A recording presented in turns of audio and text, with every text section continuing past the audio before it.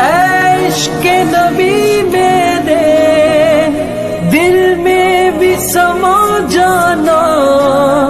مجھ کو بھی محمد کا دیوانہ بنا جانا، مجھ کو بھی محمد کا دیوانہ بنا جانا۔ وہ عمل مستحب ہے، واجب نہیں، فرض نہیں، لیکن اس کی بھی ایک فضیلت ہے۔ وہ کیا کہ جس کو قربانی کرنی ہے قربانی کے دنوں میں، چاہے وہ فرض قربانی ہو یا نفل ہو، اگر قربانی کرنی ہے، ظاہر ہے اگر فرض ہے یا واجب ہے تو کرنی ہی کرنی ہے، لیکن اگر فرض کرو واجب نہیں ہے پھر بھی کسی نے ارادہ کر رکھا ہے کہ میں نفلی قربانی کروں گا، تو نفلی قربانی بھی اگر کرنی ہے تو یکم ذی الحجہ کی پہلی رات، اس وقت سے لے کر قربانی کرنے تک نہ اپنے بال کاٹے نہ اپنے ناخن کاٹے۔ یہ عمل مستحب ہے، فرض تو نہیں، واجب بھی نہیں، اگر کوئی کاٹ لے تو کوئی گناہ بھی نہیں، لیکن فضیلت بیان کی گئی ہے کہ نہ کاٹے۔ بھئی کیوں نہ کاٹے؟ ناخن بھی نہ کاٹے اور بال بھی نہ کاٹے، وہ اس کی حکمت بظاہر یہ ہے کہ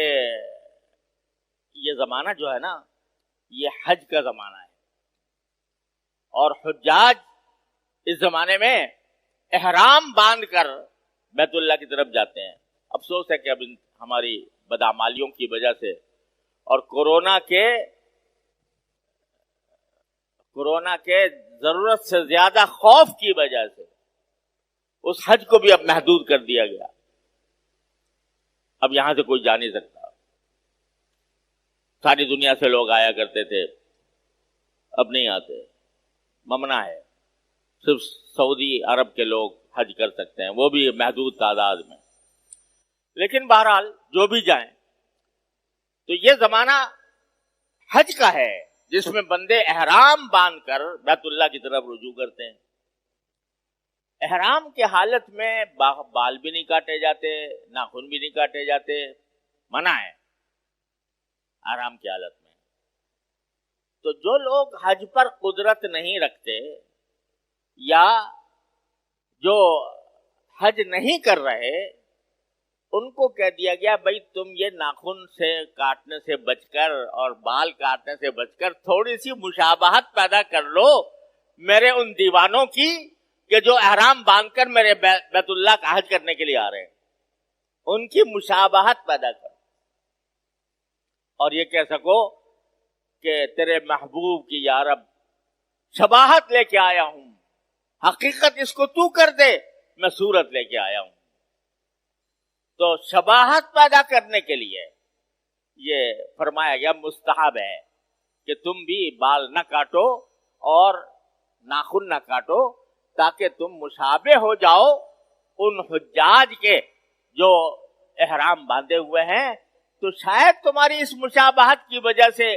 جب میدان عرفات میں رحمتوں کی بارش ہو تو اس کا کوئی چھیٹا تم تک بھی پہنچ جائے، تم پر بھی پڑ جائے اس مشابہت کی وجہ سے۔ یہ مشابہت بھی بڑی دولت ہے۔ ظاہری اعتبار سے کسی اللہ والے کے ساتھ مشابہت پیدا کر لینا، اس کے کسی عمل کے ساتھ مشابہت پیدا کر لینا، یہ بھی ایک دولت ہے، اور اس پر بھی اللہ تعالیٰ کی رحمتیں متوجہ ہو جاتی ہیں۔